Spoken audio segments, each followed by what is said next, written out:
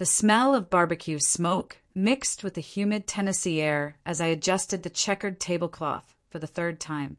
My hands were shaking, though I told myself it was just the caffeine from my morning coffee. Our annual family reunion at Riverside Park had been a tradition for 12 years, ever since David and I got married, and I'd always been the one to organize everything. "Aunt Rebecca, where do you want the potato salad?" my niece called from behind me, balancing 3 Tupperware containers. "Just set them next to the coleslaw, honey," I replied, scanning the parking lot again. David was supposed to arrive 20 minutes ago with the ice and drinks.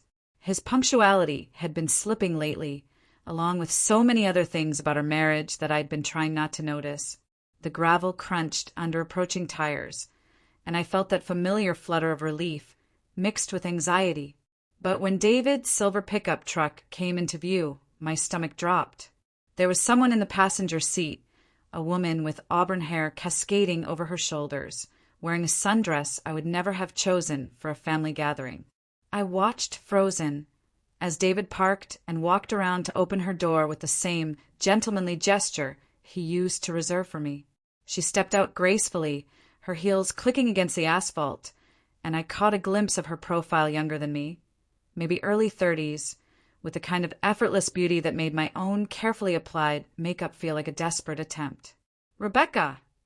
David called out, his voice carrying that forced cheerfulness I'd learned to dread. "Come here. There's someone I want you to meet." My feet felt like lead as I walked toward them, past my sister-in-law Janet, who had stopped mid-conversation with our elderly Uncle Frank to stare. The children playing tag nearby seemed to slow their game, sensing the adult tension that was beginning to thicken the air like the approaching storm clouds. "This is Vanessa," David said, his hand settling on the small of her back in a gesture so familiar it made my chest tighten. "She's been helping me through a really difficult time." Vanessa extended her hand with a smile that didn't quite reach her eyes. "Rebecca, I've heard so much about you. David talks about you constantly." I shook her hand automatically, my wedding ring catching the afternoon sunlight. "Nice to meet you," I managed, my voice sounding strange and distant even to my own ears. "Look, I know this is unexpected," David continued, glancing around at the growing crowd of family members who were pretending not to watch while hanging on every word. "But I think it's time we were honest about where things stand. Vanessa and I have been seeing each other for 6 months now." 6 months. The words hit me like a physical blow. 6 months of working late at the office. 6 months of business trips to Nashville. 6 months of me cooking dinner for 2 and eating alone, telling myself that marriage required patience and understanding. "Here? You're doing this here." I whispered, acutely aware of my teenage nephew recording everything on his phone, probably already planning to post it on social media. David's jaw tightened in that way it did when he felt cornered. "I thought it would be better to handle this as a family. We're all adults here, Rebecca. It's time you moved on." The casual cruelty of those words, "It's time you moved on," delivered in front of 3 generations of our family, in front of the cousins who had cheered at our wedding, the aunts who had helped plan anniversary parties, the grandparents who still asked when we were going to have children. I looked at Vanessa, who had the decency to look uncomfortable now, her eyes darting between David and me. Then I looked at my family, my real family, the people who had welcomed David with open arms 12 years ago and were now witnessing him dismantle our life together like it was nothing more than furniture being moved out of a house. "I need to check on the food," I said, turning away before anyone could see the tears that were threatening to spill over. As I walked back toward the picnic tables, I heard David's voice behind me, already shifting into host mode. "So, Uncle Frank, how's the farm been treating you this year?" Like nothing had happened, like he hadn't just detonated a bomb in the middle of our family gathering, like 12 years of marriage could be dismissed with a casual introduction and a suggestion that I simply move on. I reached the dessert table and gripped its edge, my knuckles white against the red plastic cloth. Around me, the reunion continued in a strange, Muted way conversations resuming, but in lower tones. Children still playing, but with less enthusiasm. Adults stealing glances at the drama unfolding in their midst. My sister-in-law, Janet, appeared at my elbow. "Honey, are you okay? Do you need to sit down?" I straightened up, wiping my eyes with the back of my hand. "I'm fine. Just processing." But I wasn't fine. I was standing in the middle of the life I'd built, watching it crumble around me while being told it was time to clean up the mess and move on. The worst part wasn't even the betrayal, it was the assumption that I would just accept it, smile politely, and make room at the family table for the woman who had been sharing my husband's bed while I planned anniversary dinners and Christmas mornings. As I watched David laugh at something Uncle Frank said, his hand still resting possessively on Vanessa's back, I felt something inside me shift. Not break, that had already happened, but harden, like metal cooling after being forged. It was time to move on, David had said. He was right about that, though probably not in the way he intended. The afternoon sun beat down mercilessly as I busied myself arranging and rearranging the dessert table, desperate for something to do with my hands while my mind reeled. Every few minutes, I caught glimpses of David and Vanessa making their rounds through our family gathering, like a couple receiving congratulations at their own wedding reception. "Rebecca, sweetheart, can we talk?" I turned to find my mother-in-law, Patricia, approaching with that careful expression she wore when she was about to deliver bad news. At 73, Patricia had seen enough family drama to navigate it with diplomatic precision, but the tight lines around her eyes told me she was struggling with this one. "Of course, Patricia." She glanced around, then guided me toward a quieter spot near the old oak tree where the children had abandoned their jump ropes. "I need you to know that I had no idea. None of us did." I nodded, not trusting my voice. Patricia had always treated me like the daughter she'd never had, teaching me her grandmother's recipes and including me in her weekly bridge games even when David was too busy to join us. 6 months, she continued, her voice barely above a whisper. That's what he told Frank when they stepped away to get more ice from the truck. 6 months, and he never said a word to any of us. The betrayal expanded, creating new layers of hurt. Not only had David been unfaithful, but he'd also made his entire family unwitting accomplices in the deception. How many times had Patricia asked about me during those months? How many family phone calls had included concerns about why I seemed distant or stressed? "Patricia, I'm so sorry you had to find out this way. I'm sorry this is happening at the reunion." She reached out and squeezed my arm. "Don't you dare apologize for his choices. We've all been watching you hold that boy together for years, making excuses for his moods, his absences, she paused, choosing her words carefully, his selfishness. A commotion near the parking lot caught our attention. David's voice was raised, though not quite enough to cause a scene. He was gesturing animatedly while speaking to his brother Mike, who had his arms crossed and was shaking his head repeatedly. "That doesn't look like it's going well," Patricia observed, as if summoned by our attention. Mike began walking toward us, his face grim. David's younger brother had always been the more emotionally intelligent of the two, the one who remembered birthdays and called just to check in. Seeing his expression now, I braced myself for more revelations. "Rebecca, I am so sorry," he said as soon as he reached us. "I just confronted him about bringing her here, about doing this to you in front of everyone, and he—" Mike ran a hand through his hair, a gesture he'd inherited from their father. "He said the marriage has been dead for years, that everyone could see it, that he was doing you a favor by making it official." The words stung because there was a grain of truth in them. Our marriage had been struggling. We'd been living more like roommates than spouses for the past year, our conversations limited to logistics and schedules. But I thought we were going through a rough patch, not that David had already mentally filed for divorce and moved on to someone else. "A favor," I repeated, tasting the bitterness of the word.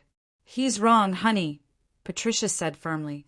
"Marriage takes work, and when things get difficult, you work together." You don't run off with the first person who makes you feel young again. I looked across the picnic area, where Vanessa was now sitting with some of the younger cousins, laughing at something one of them had said. She was trying, I had to give her that, trying to fit in, to make this awkward situation as normal as possible. But every smile, every laugh felt like salt in an open wound. "Rebecca," Mike said quietly, "there's something else. Something I think you should know." My heart sank. "What now?" He glanced at his mother, who nodded encouragingly. "Last Christmas, when David said he had to work through the holidays, he was with her. They went to her family's place in Florida. Her social media," he paused, clearly uncomfortable. "My wife saw pictures, David's in the background of several of them. Christmas, our first Christmas apart in 12 years, and I'd spent it alone, telling myself I was being supportive of his career demands. I'd even defended him to my own family when they questioned why he couldn't take a few days off. The betrayal kept expanding, like ripples in a pond. Each new detail revealed how thoroughly I'd been deceived, how many lies I'd unknowingly helped to maintain. "I saved your Christmas dinner in the freezer for 3 weeks," I said, the absurdity of it hitting me. "I made 2 pumpkin pies because I knew you'd want to take one to work when you got back." Patricia's eyes filled with tears. "Oh, sweetheart." A crash of thunder rolled across the park, matching the storm building in my chest. The first drops of rain began to fall, sending families scrambling to cover food and gather their belongings. But I stood there, letting the water hit my face, washing away the tears I'd been holding back. "We should probably head to the pavilion," Mike said, glancing at the darkening sky. As we walked across the grass, I caught sight of David helping Vanessa gather her purse and sweater, his movements protective and attentive in a way that reminded me painfully of our early dating years. When was the last time he'd shown me that kind of consideration? When was the last time he'd looked at me the way he was looking at her now?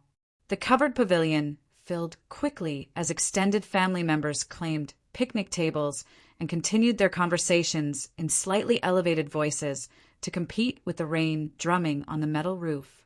I found myself seated across from David and Vanessa, an arrangement that felt deliberately orchestrated by some cruel twist of fate. "So, Vanessa," Aunt Dorothy said, her voice carrying the particular tone she used when she was fishing for information, "how did you and David meet?" The pavilion went quiet except for the rain. Even the children seemed to sense this was a moment requiring attention. Vanessa glanced at David, who nodded encouragingly. "We work for the same consulting firm, but different departments. We kept running into each other at the coffee cart on the 3rd floor. "Office romance," Uncle Frank said with a chuckle that sounded forced. "Those can be tricky." "It wasn't supposed to happen," David said, his voice taking on that earnest tone he used when he wanted people to understand his perspective. "These things just develop naturally sometimes. You can't help who you connect with." I stared at him across the picnic table, this man I'd shared a bed with for 12 years, whose dirty socks I'd picked up thousands of times, whose mother I'd cared for when she had pneumonia last year. He was talking about our marriage ending like it was a minor inconvenience, something that had simply run its course. "But David," Cousin Linda said carefully, "aren't you still married?" The question hung in the air like the humidity before a storm breaks. David's confident expression faltered slightly, and I saw Vanessa shift uncomfortably beside him. "We're separated," he said finally. "Have been for months." Another lie. We were living in the same house, sleeping in the same bed until 2 weeks ago when he'd started claiming the couch was better for his back. We'd had breakfast together last Tuesday. I'd done his laundry on Thursday. "Separated," I repeated, my voice carrying clearly through the pavilion despite its quietness. David met my eyes for the first time since his arrival, and I saw something flicker there. Guilt, maybe, or annoyance at being challenged. "Rebecca, I thought we agreed." "When did we agree that, David?" I interrupted, surprised by the steadiness in my own voice. When exactly did we have that conversation about being separated? The rain intensified, creating a cocoon of sound around our family drama. Every person in that pavilion was watching now, pretending to eat potato salad while witnessing the unraveling of a marriage they'd all celebrated, supported, and believed in. David's jaw tightened. "Can we please not do this here?" "You're the one who decided to do this here," I said, gesturing toward Vanessa. "You're the one who brought your girlfriend to our family reunion and announced it was time for me to move on. So please enlighten everyone about when we had this conversation about being separated." The silence stretched between us, filled only by thunder and rain and the weight of 12 years of history being rewritten in real time. The rain had stopped, but the tension in the pavilion remained thick as morning fog. David shifted in his seat, clearly uncomfortable under the collective gaze of his family. Vanessa looked like she wanted to disappear entirely, her earlier confidence replaced by the dawning realization that she'd been cast as the other woman in a very public family drama. "Look, everyone," David said, attempting to regain control of the narrative. "I know this is awkward, but Rebecca and I both knew this day was coming. Our marriage has been over in everything but paperwork for a long time." I felt something snap inside me at the casual dismissal, the way he was rewriting our history to make himself the reasonable one. "Over in everything but paperwork." "David, 3 weeks ago you asked me to iron your shirt for the Henderson presentation. Last month you complained that I hadn't made your mother's pot roast recipe in too long. 2 days ago you left your coffee mug in the sink with a note asking me to run the dishwasher." Murmurs rippled through our audience.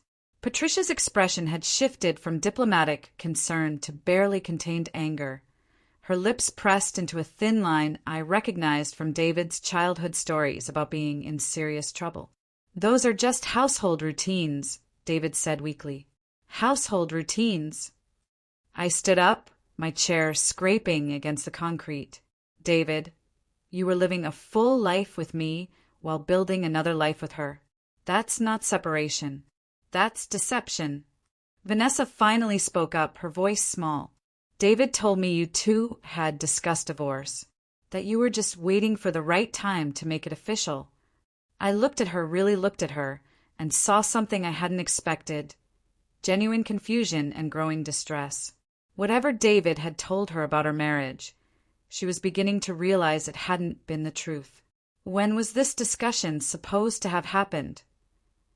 I asked David directly, because I've been keeping our calendar for 12 years, and I don't remember penciling in discuss divorce with husband between pickup dry cleaning and grocery shopping. "Rebecca, please," David said, glancing nervously around the pavilion. "You're making this harder than it needs to be." "Harder for who? For you?" "For her." I gestured toward Vanessa, who was staring at David with an expression I recognized the look of someone realizing they'd been lied to. "Or harder for me, the wife who apparently didn't get the memo that her marriage was over." Uncle Frank, who had been quietly eating his sandwich throughout the confrontation, finally cleared his throat. "Son, I've been married for 47 years, and I can tell you one thing for certain. If your wife doesn't know you're separated, then you're not separated. You're just cheating."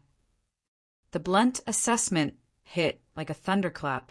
David's face flushed red, and I saw his hands clench into fists on the table. "Uncle Frank, you don't understand the complexities." "I understand plenty," Frank interrupted, his voice carrying the authority of age and experience. "I understand that you brought another woman to a family gathering and ambushed your wife in front of people who love her. I understand that you've been lying to everyone, including yourself." Vanessa stood up abruptly, her face pale. "I need some air," she said, walking quickly toward the parking lot. David started to follow her, but Patricia's voice stopped him cold. "David Michael Henderson, you sit right back down." The use of his full name, the name reserved for childhood transgressions and serious conversations, made him freeze mid-step.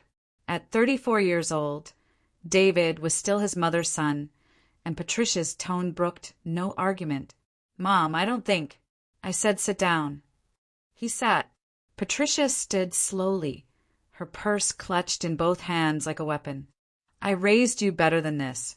Your father and I raised you to be a man of integrity, to honor your commitments, to treat people with respect.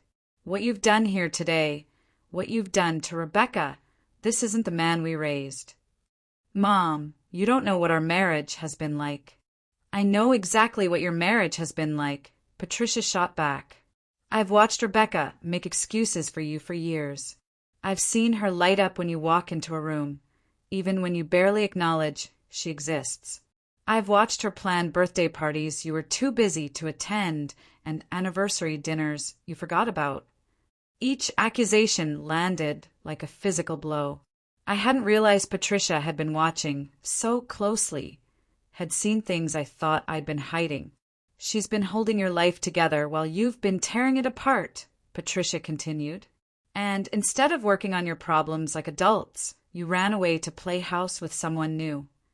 Mike leaned forward, his voice quiet but firm.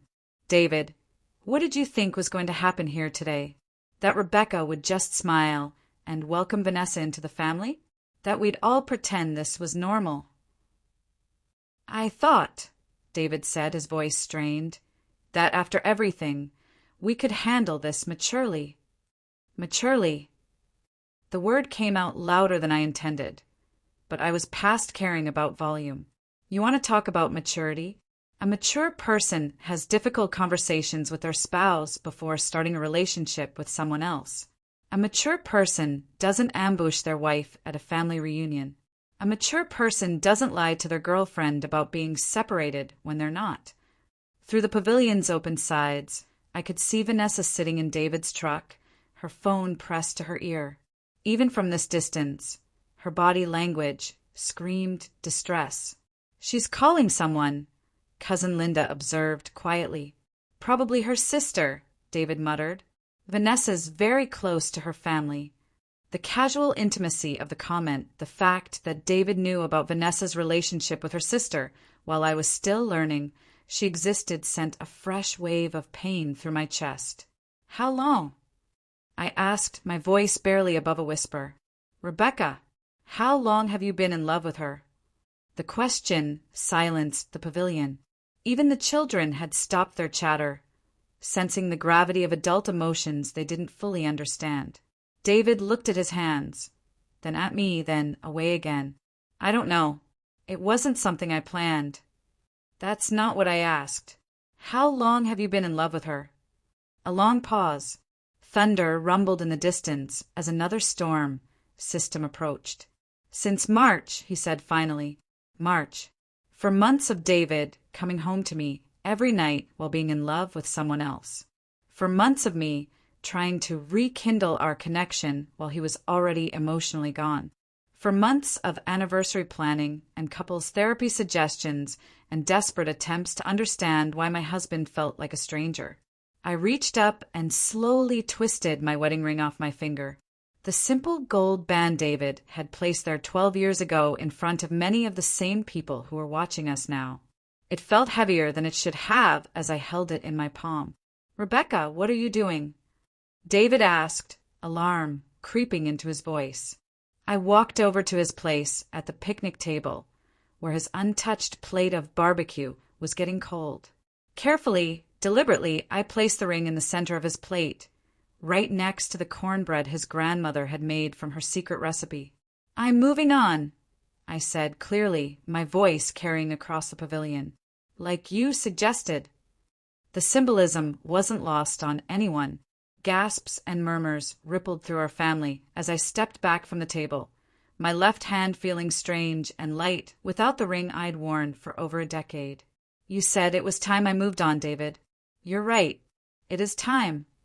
He stared at the ring sitting on his plate like it was a live grenade. "Rebecca, wait. Let's talk about this privately. Don't do anything rash." Rash? I almost laughed at the audacity. "David, you've been having an affair for 6 months. You brought your girlfriend to our family reunion. You told our family our marriage was over without telling me first, and you think I'm being rash." Patricia walked over and put her arm around my shoulders, a gesture of solidarity that meant more than she could know. "I think," she said firmly, "that Rebecca is finally doing what she should have done months ago." The drive home from the reunion was the longest 37 minutes of my life. Rain pelted my windshield as I replayed every moment of the afternoon, my left hand feeling naked and strange on the steering wheel. Behind me, the family gathering had dissolved into hushed conversations and early departures, the celebratory atmosphere thoroughly shattered by David's revelation and my dramatic response. I'd left him there with his ring on his plate and his girlfriend in his truck, surrounded by family members who were no longer trying to hide their disappointment in him. The last thing I'd seen before driving away was Vanessa getting out of the truck and approaching him, her phone call apparently having provided some clarity about her situation. Our house, my house, now, I supposed felt different when I walked through the front door. 12 years of shared space suddenly seemed to divide itself into his things and mine. The coffee mug he'd left in the sink that morning now looked accusatory rather than familiar. The stack of his magazines on the end table felt like evidence of a life I'd been maintaining while he built another one elsewhere. I walked through our bedroom, noting details I'd somehow missed.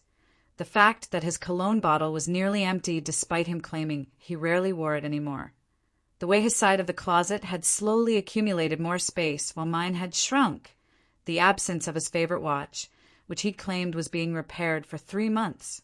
My phone buzzed with a text from Patricia, "Staying at Mike's tonight. Call if you need anything. We love you." Then another from my sister in California. "Janet called me. Flying out tomorrow. Don't make any big decisions until I get there." And surprisingly, one from Vanessa. "I need to talk to you.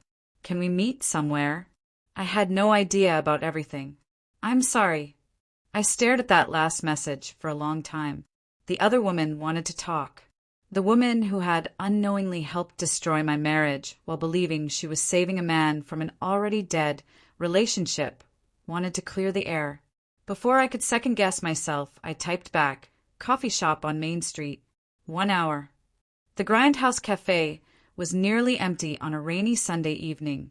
Just a few college students with laptops and an elderly man reading a newspaper. I'd chosen a table in the corner, far from the windows, and ordered a coffee I didn't want just to have something to do with my hands.